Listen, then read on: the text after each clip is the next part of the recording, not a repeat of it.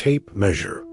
He worked the trim piece against the jamb, thumb smoothing the grain where the planer had left a faint ridge. The late autumn air sat cool on his neck, drifting in from the kitchen window he always forgot to shut until nightfall. The house kept a steady quiet most mornings, a quiet he'd grown used to since moving in. It wasn't loneliness so much as room to hear himself think, though lately even that felt like a mixed blessing. The smell of cut pine floated in the hall. He liked that smell. It reminded him of longer jobs he used to take before he got tired of chasing invoices. Now he picked up small repairs around Ridgeton, mostly for folks who didn't mind paying in cash or baked goods. He'd taken this place on the edge of town because it was cheap and had good bones. A little sag in the floor, some loose siding, a roof patch waiting for spring. Manageable things. He held the trim against the jamb to check the line, then reached for the tape measure. The sun through the window cast a slice of gold across the dusty boards. He tugged the tape out until the yellow blade ran straight. When he pressed the release, nothing happened. It held there, stretched between the rooms, trembling a little in the light. He frowned and tapped the case. The tape should have snapped back with that familiar metallic whip, but it stayed rigid. He tugged once, then twice. Still nothing. A hitch of irritation ran along his jaw. Tools failing always bothered him more than they should. Maybe it was because tools didn't lie. They either worked or they didn't, and if they didn't, there was a reason. He set it down and stepped back. The house felt oddly still. Even the hum of the old fridge in the kitchen seemed lower than usual, like it didn't want to interrupt. He left the tape where it was and went out to the porch for some air. The morning had that brittle thinness that settled in once the leaves fell. A neighbor's dog barked somewhere behind the pines. He rubbed a knuckle along his temple and decided he'd deal with the tape later. Probably a spring inside had slipped or caught. Easy enough fix. He spent the rest of the day patching a gutter seam for a regular out on Miller Road. By the time he got home, the sky had gone the dull blue of early dark. The kitchen light flickered when he switched it on. It always took a moment to settle. The tape measure still hung between the two rooms, silent and stubborn. He finished a quick dinner, kept catching himself glancing at the doorway like it might move, then shrugged it off. Tools jammed. Springs wore down. Nothing strange about it. He left it overnight. By morning, the yellow blade still hovered in the same impossible span. He stepped close and leaned in. There was a faint hum to it, a vibration that touched the air around it, like a taut wire plucked and left a quiver. He pressed the release again. A click sounded normal. The tape didn't move. He muttered under his breath. He'd have to cut it free. He grabbed a utility knife from his belt and steadied the blade against the metal edge. The moment steel met steel, the tape pulled, dragging the knife toward the threshold. He jerked his hand back out of instinct. The tape blade whispered against the jamb, a thin rasp like a breath drawn through teeth. He waited for a heartbeat, then two. It didn't retract. It didn't fall. It simply held its strange, trembling line. He set the knife down carefully. Maybe he needed coffee. Maybe he was making more of this than it deserved. The kitchen smelled faintly of last night's onions, and the cold floor sent a numb bite through his feet as he crossed to the counter. When the fridge compressor kicked on, it made a rough clatter he hadn't heard before. For a second, he wondered if the whole place had some electrical hiccup traveling through it. Houses older than his had stranger quirks. By mid-morning, an old neighbor, Ida Tram, stopped by collecting donations for the church pantry. She stood on the porch in her quilted coat, breath puffing like she'd rushed from the sidewalk. She glanced past him into the hall. "Doorway looks nice," she said. Her eyes drifted to the stiff yellow line of the tape measure. "Looks like you're busy," he explained the thing was stuck. She stepped inside to take a look, though she kept her distance from the blade. Her gaze narrowed. Her mouth pressed thin, like she wanted to say something, but wasn't sure she should. "Funny place?" she said quietly. "This house had another name once." He looked at her. "How do you mean?" "Before the renumbering," she said. "Long time ago now. Maps got redrawn. Folks stopped using the old name." She paused, then spoke a word so soft he almost missed it. It wasn't a name so much as a shape in the air, a round, old-fashioned sound that felt older than the house itself. The tape shivered. Then, with a sharp snap, it whipped back into the case so fast Ida flinched. He grabbed the tape before it clattered to the floor. Ida only shook her head. "You didn't tell me it hummed like that," she murmured. "Old things remember themselves whether we do or not." He saw her out, still thinking about the way the tape had jumped at that strange, dusty word. He'd never heard it before, yet something about it scraped along a place deep in his ear, as if he knew the syllables, the way a body knows a draft or a floor that dips. He spent the afternoon working, but every doorway he measured since had that same odd hitch. The tape would stretch fine, but there'd be a pause, a thickening of air, as if the blade waited for something. If he whispered the old name, it snapped back smooth as silk. If he didn't, it stayed locked in place, bright and trembling. He didn't like needing a word he didn't understand. It made him feel beholden. But the tape made the rules now, or at least acted like it did. The house settled around him as the day cooled. The baseboards creaked in that slow way wood does when temperature shifts. He knelt by the jamb and brushed dust off the floor. The air smelled faintly of old paint, buried under fresher coats. He tried not to say the name again, but the tape refused to move until he did. That night the wind dragged dry leaves across the porch in slow skitters. He lay awake longer than usual, listening to the steady whine of the bathroom vent fan. The hum felt like the tape's silent vibration, stretched from some unseen point to his bedframe. He rolled over and told himself he was fine. People lived in far older, stranger houses than this one without losing sleep. But he kept remembering how Ida's eyes had dipped when she said the old name, the way she stood just inside the hall without letting her heels cross the scene into the next room. The next morning the tape behaved itself, though the air still felt thick whenever he pulled it through a frame. He whispered the word each time. He didn't like that it worked. Simple fixes should have made more sense than this. By midday, he took on a small job at the edge of town. A family wanted loose treads repaired on their back steps. He liked step work. It gave him something to focus on that didn't shift under him.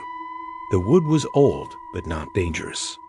There was a calm in repairing something that clearly needed it. When he got home, the hallway felt colder than the rest of the house. A line of light from the kitchen window stopped just shy of the living room threshold, as though it didn't want to spill across. The fridge hummed, then clicked sharply, like something inside had seized for a moment. He put his hand on the tape measure in his pocket and felt the case vibrating. Just a little, but enough. He had a thought then, one he didn't want. Maybe the tape wasn't stuck at all. Maybe it had been trying to mark a distance the house still believed in. A distance between rooms that no longer existed on any map. He closed his eyes and exhaled. Ordinary people didn't talk themselves into superstition. He was tired from the long drive, that's all. He made a sandwich, left a trail of crumbs across the counter, washed the plate, and avoided looking toward the hall. A faint draft lifted the edges of an old newspaper on the table. The furnace clicked on and off in short bursts, shorter than usual. As he passed the hall doorway, the air cooled enough to raise bumps along his arms. He stood there a moment, listening. The house didn't move. Nothing flickered. Yet something in that stretch of hallway felt awake. Later, when he measured the trim again, the tape blade came out smooth, but paused at the span. He murmured the old name, low enough he scarcely heard himself speak. The tape snapped back cleanly. The sound echoed in the empty hall like a breath behind him. He decided he needed a long walk. He walked the road behind his place, where the pavement thinned to gravel, where trees leaned close and shed brittle leaves that scraped along the shoulder. The day carried a muted quiet, the kind that drifted through town once harvest wrapped and folks settled into early suppers. His boots cracked small stones as he moved, and for a while, the motion helped loosen the knot sitting just under his ribs. The sky hung low and pale. A few birds clung to the last bare branches, making short, dry calls that echoed without warmth. He tried focusing on the cold against his jaw, the simple rhythm of breath in his chest. Anything but the memory of a word he didn't know, yet couldn't stop thinking about. He shouldn't have said it out loud again. Shouldn't have given the house anything to answer. When he reached the ridge overlooking the river bend, he stopped. The river slid dark through its banks, carrying dead leaves in slow spirals. The faint smell of mud drifted up. The view usually settled him, but today it left him uneasy, as though he'd walked farther than he meant to, or the land under his feet wasn't quite the same shape it had been the week before. He stayed until the air cooled his hands enough to sting, then headed back.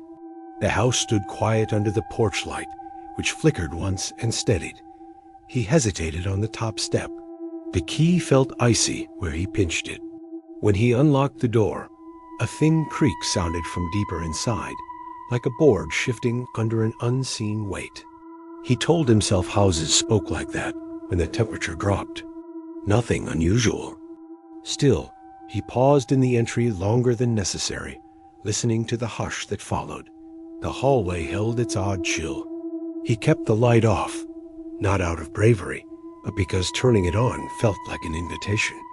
The smell of old paint lingered, faint and chalky. He moved past the doorway without looking at it, went straight to the kitchen, and set water to boil for tea he didn't really want. The burner clicked unevenly before catching. The flame settled low and steady, though the kettle wobbled against its ring like something nudged it. He leaned on the counter, fingers tapping dull beats against the laminate. He should have called someone earlier that day. Maybe Ida, maybe another neighbor. But what would he have said? That his tape measure refused to retract unless he used a forgotten name for a house no one remembered. He'd spent years building a reputation for being steady, practical, the type who fixed things instead of inventing them. Steam threaded from the kettle spout. He poured the water, the cup warming his hand. He drank half before realizing he'd been staring at the doorway between the hall and living room the whole time. That night, he didn't sleep right. Dreams came in thin snatches, doorways leading into other doorways, hallways turning in on themselves. Every time he rolled over, the mattress dipped like someone had leaned against the other side. He told himself it was just the springs. Springs got tired. Before dawn, a faint hum crept through the house. Not the fridge, not the furnace. Softer, like something vibrating behind a closed drawer. He lay still, breath held, until it stopped. When morning came, he moved slow, shoulders stiff from the restless night. The kitchen smelled faintly sour, though nothing in the fridge was spoiled. He made toast he barely tasted, then checked the tape measure out of habit. It sat on the counter, quiet, the case worn to the touch. He had promised a job over on Orchard Lane patching a broken frame on an old shed. He packed his tools, though he hesitated over the tape. Leaving it behind felt wrong, as if he'd be turning his back on something that had already wedged itself into the house's bones. Taking it felt worse. Like carrying a question he hadn't meant to ask. He slipped it into his coat anyway. By the time he reached Orchard Lane, a gray curtain had settled over the sky, the kind that made color drain from everything it touched. The shed sat crooked behind a sagging fence, its boards soft as cork. The homeowner, a thin man with an easy cough, handed him a cup of instant coffee and pointed out the worst spots. He kept the conversation light. Folks in town didn't pry unless you invited them. The job went fine until he needed a measurement inside the shed. The narrow doorframe leaned to one side, warped from years of freeze-thaw cycles. He pulled out the tape and extended it. The blade eased out smooth, glinting in the weak light, until it hit a span barely wider than his shoulders. Then it stopped, locked. The air tightened around him. He swallowed, whispered the old name under his breath. The tape snapped back with a neat, obedient hiss. He steadied himself on a post, pretending he was brushing off dust. The homeowner asked if he needed anything. He shook his head, finished the job, took the small payment, and thanked the man for the coffee. Back in his truck, he sat with his hands on the wheel, staring at the quiet houses lining the block. He didn't turn the ignition right away. The tape lay heavy in his coat pocket, as though waiting for a doorway, any doorway, to measure again. When he got home, the hallway felt colder still. He could see his breath plume faintly when he exhaled. The furnace should have cut on, but the vents sat silent. He tapped the thermostat. The screen blinked, then steadied. Nothing changed. He walked toward the hall and stopped at the threshold. A thin draft curled around his ankles. The boards to his right hummed, a low vibration rising through the joists. He crouched and pressed his palm to the floor. The wood trembled under his hand, like a string pulled tight between distant nails. He straightened slowly. The tape measure in his pocket warmed again. That night, he ate dinner standing at the stove, unwilling to sit with his back to any doorway. He washed the plate, dried it, and set it in the rack. He kept glancing at the hall, even when he didn't mean to.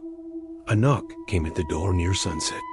He opened it to find Ida again, her coat zipped to her chin, her breath clouding in pale bursts. "I was thinking about what I said," she told him. He stepped aside, but she shook her head and stayed on the porch. "That old name," she said. "My grandparents used it when I was small. Nobody knew how to spell it. They said it belonged to a family before the lines changed, before the numbers. Funny thing is, there's no record of them. Just the name, passed quiet from one porch to another." He waited, feeling cold creep from the hallway, even though the front door stood open to warmer air. "Sometimes," Ida whispered, "houses hold on longer than people. They keep their old sizes, their old shapes, their old wants." He asked what she meant. She only shook her head again. "Stay out of the thresholds," she said. "Don't linger there. Not in a house with old wants." She left before he could respond. He watched her walk down the gravel, her figure shrinking into dusk. Inside, the hallway waited. He turned on the living room lamp. The bulb flickered, dimmed, then steadied. He sat in the armchair and forced himself to stay put. The ticking of the baseboard heater echoed in uneven intervals. Between clicks, a softer hum rose from the floorboards, thin as a breath drawn through a seam. Sleep didn't come easy. When it did, it came harsh and broken, full of narrow spaces and walls pressing inward. A sound woke him sometime before first light, a quick metallic snap, like the tape measure recoiling on its own. He sat up, heart knocking his ribs. The house held its breath. He didn't go back to sleep. By morning, the air in the hall carried a faint warmth, as if something had moved through in the night. He made oatmeal he only half ate. The spoon clinked against the bowl in short, uneven taps. Every noise felt sharper. When he reached for the tape, the case pulsed once under his palm. He pulled his hand away fast. The house felt smaller than before. By early afternoon, pale rain began to fall, whispering against the windows. He lit a lamp on the counter, though daylight still lingered. Whatever hovered in the hall had begun spreading through the rest of the house, thinning the air in ways he couldn't name. Even the kitchen smelled different, faintly metallic, like rain on torn aluminum. He couldn't shake the sense that something waited for him to measure another doorway. As if each span he marked taught the house how to remember itself more clearly. He wasn't sure how many doorways he had left before the house finished remembering. Rain kept on through the afternoon, a steady whisper that flattened the yard and blurred the line between the porch and the street. The gutters made a shallow gurgle, catching more water than they could carry. The house sounded different in the rain, more alert. The floors gave off small, deliberate ticks, like someone shifting weight from board to board. He lingered in the kitchen longer than he meant to. The thought of stepping back into the hall set something uneasy working in his chest. He kept pouring himself fresh water, rinsing the same cup, wiping the counter again, though it was already clean. Each small task bought him a little more time before he'd have to walk through that narrowing stretch between rooms. As the light dimmed, the lamp on the counter buzzed, the filament trembling. He watched the shade quiver. The hum echoed faintly in the pipes under the sink. The tape measure sat on the table where he'd left it, the case set at a slight angle, as if it had shifted on its own. He finally forced himself toward the hall. The doorway felt narrower than it had that morning. Not by much, but enough that his breath hitched. He reached his hand toward the jamb and felt a soft, warm current push against his palm. The house alive with a memory it hadn't earned in his time here. He decided to get out for the evening, just to break the tension. Maybe dinner at the diner on Main. Maybe a long drive with the windows cracked. Anything to put a little distance between him and those door frames. He grabbed his coat. The tape, despite him not touching it, rocked once on the table, then stilled. He hesitated. He didn't want to take it with him. Didn't want to leave it behind either. He left it. Outside, the rain carried a metallic tongue, the kind that left a taste on the tongue. He walked to the truck, boots sinking slightly into softening gravel. When he climbed in, the cab smelled faintly of pine and cold air. The engine turned over with a low rumble. He backed out slowly, headlights throwing pale beams across the yard. He didn't look at the house. He didn't want to see if anything watched from the windows. The diner glowed warm and hazy through the rain. Inside, the heat smelled of frying oil and old coffee, the kind of comfort that usually settled him.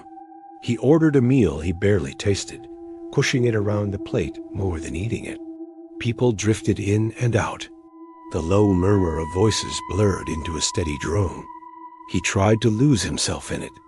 He was halfway through a second cup of coffee when Ida stepped through the door, rain dappling her coat.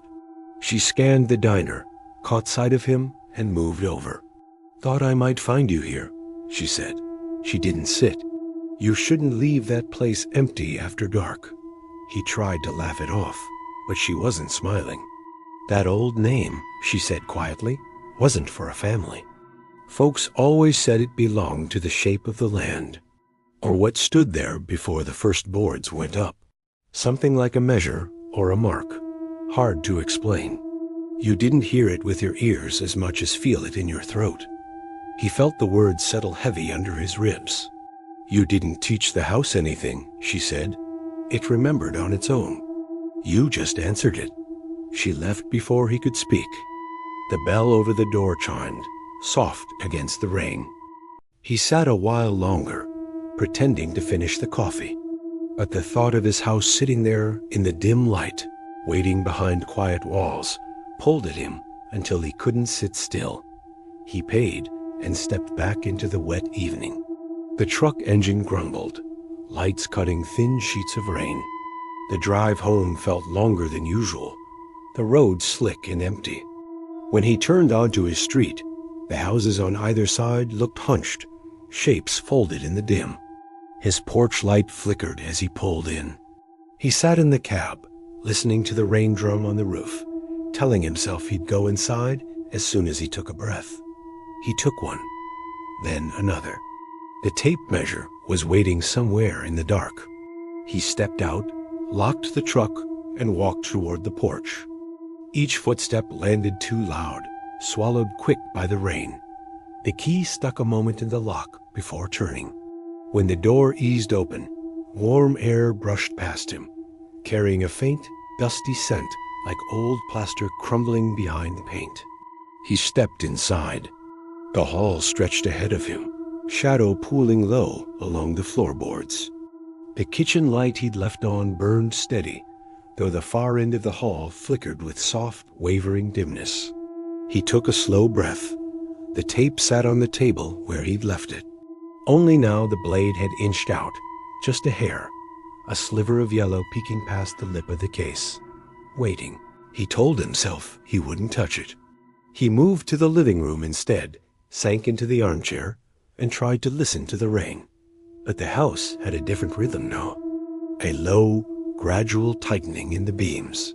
A quiet strain in the floor beneath his boots.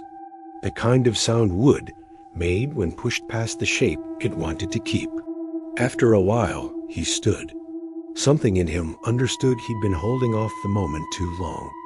He walked back to the table, touched the tape's case with one finger. The case felt warm, almost pulsing. A tremor ran through the blade, subtle but alive. He breathed in. He didn't want to say the old name. Not again. Every time he said it, he felt the house draw a little closer, as if tuning itself to him, or tuning him to it.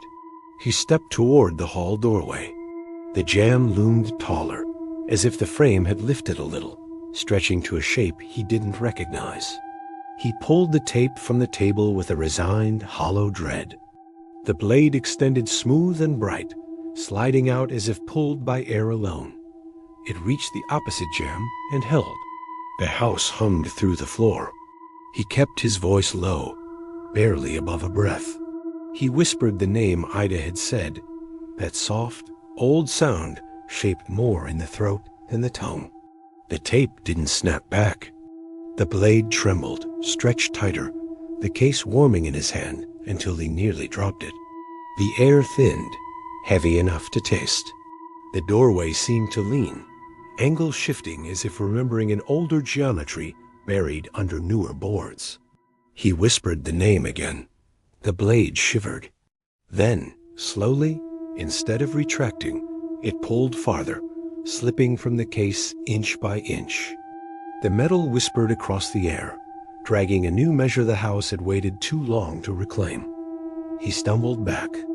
The blade extended beyond its length, beyond what any tape measure could hold, drawn into the narrowing space of the hall. The boards under his feet groaned. The walls pressed in a fraction, the structure reshaping itself around some forgotten span it had carried for generations. The warm air rushed past him, pulling him toward the threshold. He caught himself on the jamb, gripping hard. The blade, impossibly long now, pulsed like a live wire, marking the distance the house demanded. A sharp snap rang through the hall. Then another. The wood strained, cracking in shallow bursts along the seams. He tried to back away.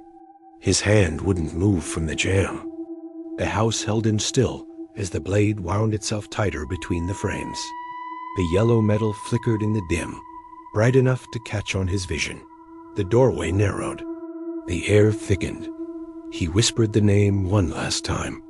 The blade recoiled not into the case, but into the house. A sound followed, low and hollow, like a deep exhale pulled through old lungs. The walls eased outward again, the pressure fading in slow pulses. His hand came free of the jamb. He staggered back, chest heaving. The tape measure lay empty in his palm. The blade gone, the case cold. The house settled, quiet, still. He stood there a long time, breathing hard, waiting for something else to move. Nothing did. He backed into the kitchen, slow as if testing the floor. The air held no hum. The hall looked almost normal again, though the angles felt wrong, like a painting rehung slightly crooked. He set the empty case on the counter. The rain drummed steady. The lamp burned soft. He didn't try another doorway. He didn't whisper the name again. But late that night, when he finally sat on the edge of his bed, a faint metallic scrape rose from somewhere inside the walls. A slow, measured sound, marking a span he couldn't see. the house remembering itself in the dark. The next morning came in a dull gray wash, the kind that slipped in without touching anything. He moved through the kitchen like someone staying in a stranger's house, hand skimming the counter instead of resting on it. The empty tape case sat where he'd left it, light as a hollow shell. He didn't touch it. He didn't want to know if it would warm again. The floor carried a faint vibration under his boots. Not constant, just enough to remind him it was there, somewhere under the joists, moving in slow thought. He kept trying to tell himself houses shifted when the cold set in, that wood flexed, that sounds traveled strange through older framing. But he'd spent years fixing houses. He knew the difference between settling and listening. He needed to get out. He grabbed his coat and stepped onto the porch. The sky sat low and colorless, mist threading between the bare trees. Gravel popped under his boots as he walked to the truck. He kept expecting to feel the house at his back, watching him leave. He drove with no real plan, turning down back roads he barely remembered. The mist clung to the windshield, muting the world. He passed the river bend, the bridge, the outcropping of firs where kids carved initials. He went as far as the old feed mill before looping back. At a gas station on the edge of town, he stopped for a coffee he didn't drink. He leaned on the truck bed and watched the cold air turn his breath to faint smoke. Every few seconds he'd glance down the road, half expecting to see his house sitting there where it didn't belong. As he stood there, something tugged at his coat pocket. Not a hand, not a pull of wind, something subtle and urging. He reached in slowly.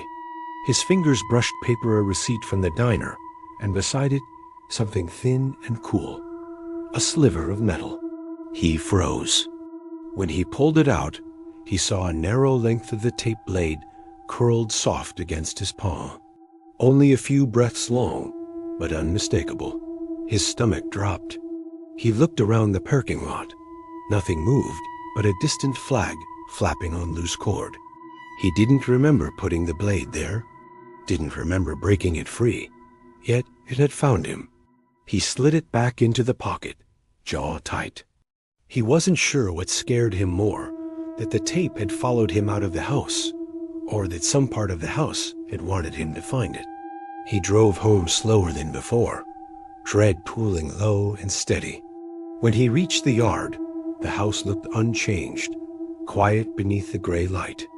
But something in its stillness felt deeper, as if it had settled into a shape closer to whatever it had long wanted to be. Inside, the air felt heavier, warm in some corners, cold in others. The smell of old plaster lingered, sharper than before. He walked toward the hall. The boards beneath him groaned in slow protest, like he was stepping on the chest of something sleeping lightly. He stopped at the threshold. The doorway no longer looked like the doorway he'd measured the day before. The angle of the frame dipped a touch lower on the right, just enough for his mind to catch and question. He pulled out the sliver of tape. The metal gleamed despite the dimness. It trembled, almost imperceptible. He whispered the old name. A hush fell through the house, shallow but total, like a held breath stretched thin. The doorway shifted, only the slightest fraction, but enough. He stepped back fast. The boards under his boots released a slow creak, like exhaling. The house had heard him, and this time it wanted more than a measure. He walked to the kitchen, feeling the tremor in the walls track him room to room. When he reached the counter, he found the rest of the tape blade more pieces, curled like shed skin, laid in a faint line across the laminate.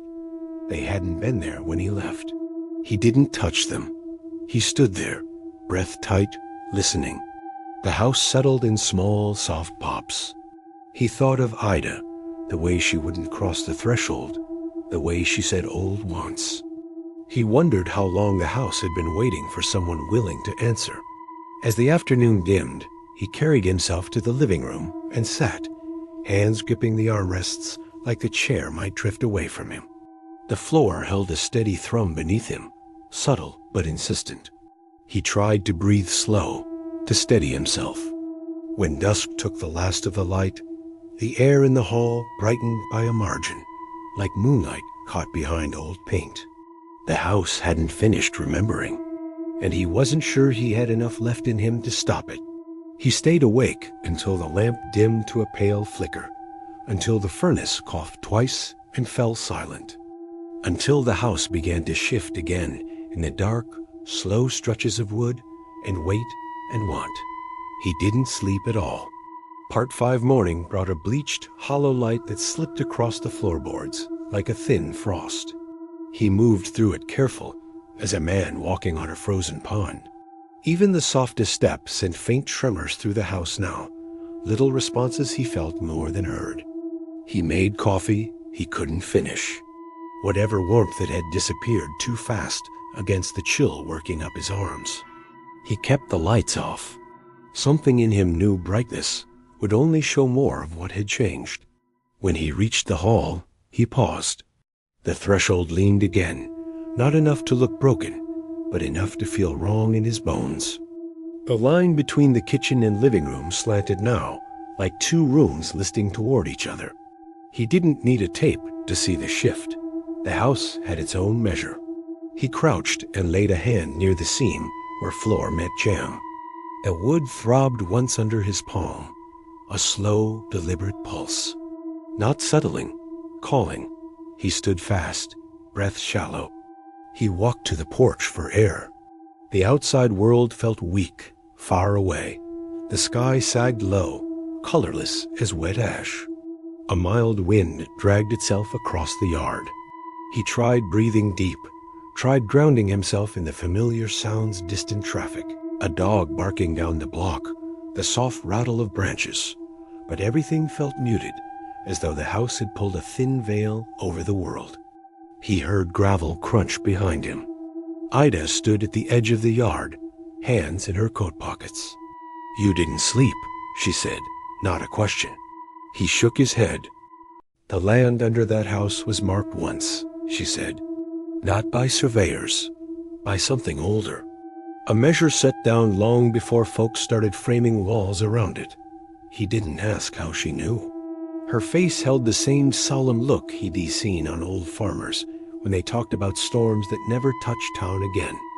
"You gave it attention," she said. "Gave it a tongue to answer." "It isn't done," he said. "I know."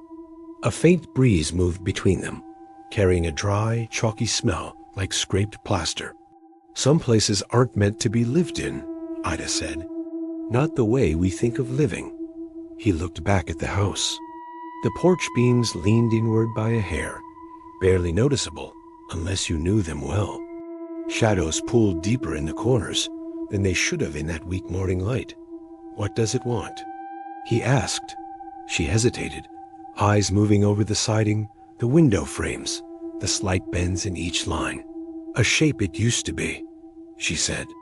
"A shape it can only remake with someone inside it." He felt something cold settle behind his ribs. "I can't stay," he said. "Not here." Ida nodded. "Then you need to walk out without crossing any threshold twice. Don't pause. Don't look back." He stepped off the porch. His boots hit the gravel. The air around him thinned for a heartbeat, as if the house inhaled. He took another step. The floor inside whispered, a long groan of wood wanting to shift after him. The doorway behind him darkened, a shadow drawing tight across its span. He moved quicker, feet finding the path to his truck without thought.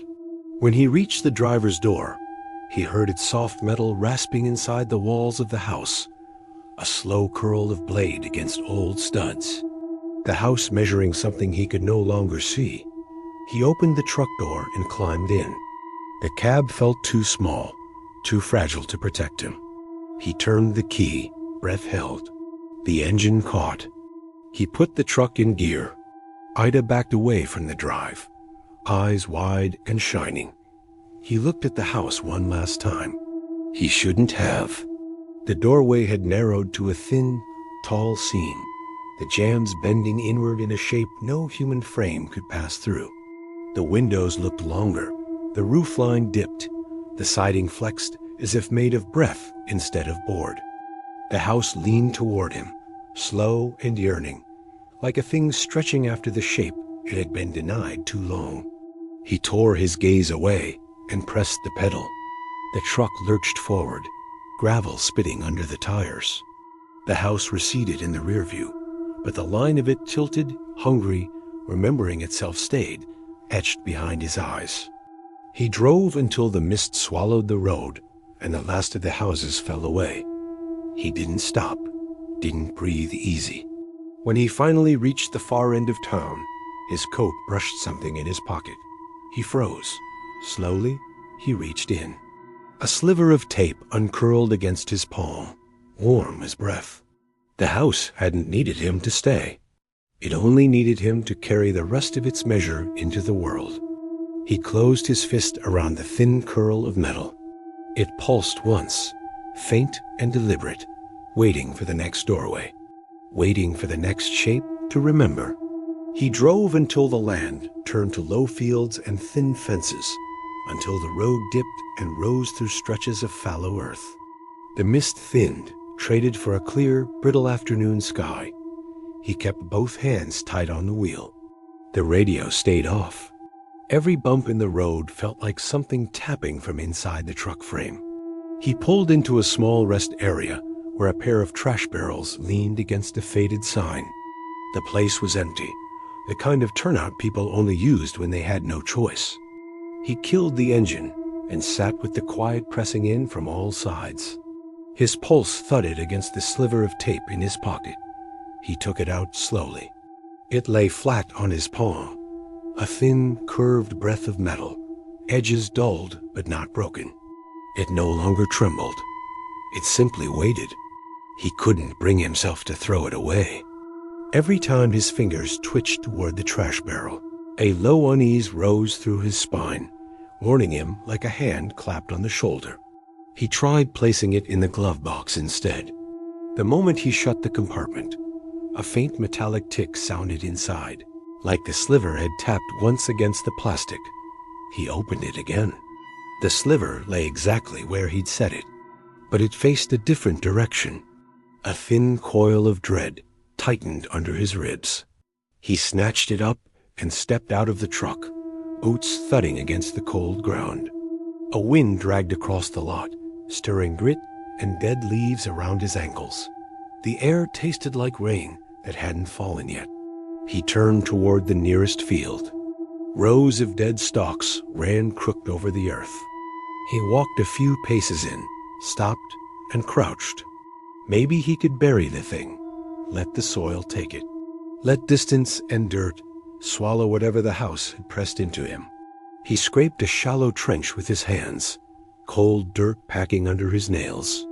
He placed the sliver inside and brushed soil over it. As he stood, the wind fell still.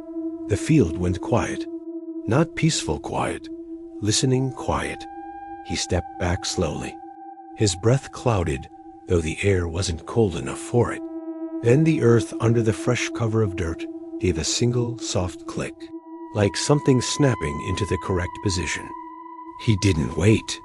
He ran back toward the truck, boots pounding the hard ground, heart knocking at his throat. He threw himself inside, slammed the door, and stared through the windshield. Nothing moved in the field. Nothing rose from the earth. But he knew with a deep, unwelcome certainty that the sliver hadn't stayed where he'd set it. He turned the engine over and tore out of the lot, gravel spitting behind him. He drove until the fields gave way to scattered trees and the sky dimmed toward late day. He didn't know where he was going. Anywhere felt better than back toward town, back toward the house. But as he drove, the truck began to make a new sound. A delicate metallic rattle, faint as a loose key ring. He ignored it at first, then the rattle grew. Not louder, just closer, more deliberate, as if keeping pace with each mile. He pulled over on a narrow shoulder beside a line of skeletal birches. His breath felt raw in his chest. He stepped out, circled the truck, checked the bed, checked the wheel wells, checked every latch and hinge. Nothing loose, nothing out of place. When he leaned into the cab to shut the door, he froze. A sliver of yellow metal lay on the passenger seat, longer than the one he'd buried, bent in a gentle arc, like it had relaxed into the shape of the cushion. His mouth went dry. He backed away from the truck, pulse hammering. He didn't touch it. He couldn't. The birches whispered dry leaves against each other, though no wind moved through them. The road stretched empty in both directions. A faint dusk settled in, bruised blue and silver. He thought of Ida's warning, don't linger in thresholds. Don't cross twice. Don't give the house what it remembers. He looked at the tape piece lying in his truck like a quiet invitation. He wasn't in a threshold now. He was nowhere near the house. But distance didn't matter. Not anymore. Whatever measure the house had carried through the years wasn't contained by its walls. He'd spoken the old name. He'd given it breath. He'd carried its memory out through the door, and memory traveled. He stepped back from the truck, breath shaking. He needed help. Needed someone who'd seen more of that old want than Ida had. Someone who knew stories deeper than porch gossip. He thought of old Tom up on the ridge, the man people said had maps older than the county, older than settlement deeds. A man who spoke in slow, careful tones about land that shifted under boots in houses raised on places that didn't stay put. Tom lived less than a half hour from where he stood. He got back in the truck, avoiding the seat where the sliver lay, and turned the ignition. The engine caught with a low, uneasy hum. He kept his eyes forward as he drove, but he felt the presence of the metal at his side, felt the soft vibration of something remembering its place. By the time he reached Tom's Drive, full dark had settled in. The house stood under a stand of tall pines, their needles hissing faintly with each stir of wind. A single window glowed dull amber. He parked and stepped out, wary of shadows between the trees. The sliver in the truck didn't move, but he felt it even from the yard. He knocked. After a long pause, footsteps approached. The door opened a crack, spilling warm lamplight onto the porch. Tom took one look at him and frowned. "You've got that look," the old man said. "The kind folks get when something's measured them." He swallowed hard. "I need help. You brought a piece of it with you." Tom's eyes shifted past him toward the truck. "I can hear it from here." He shivered. "I didn't mean to." "No one ever means to," Tom said softly. "But some houses don't care about meaning." He stepped aside. "Come in. Bring nothing else across the threshold." He hesitated, the porch boards creaking under his boots. He wasn't afraid of Tom's doorway. He was afraid of what might follow him through it, but he stepped inside anyway. The door shut with a soft, final click behind him. Outside, in the dark, something metallic whispered against the truck's seat, an old, familiar sound, stretching itself back into memory.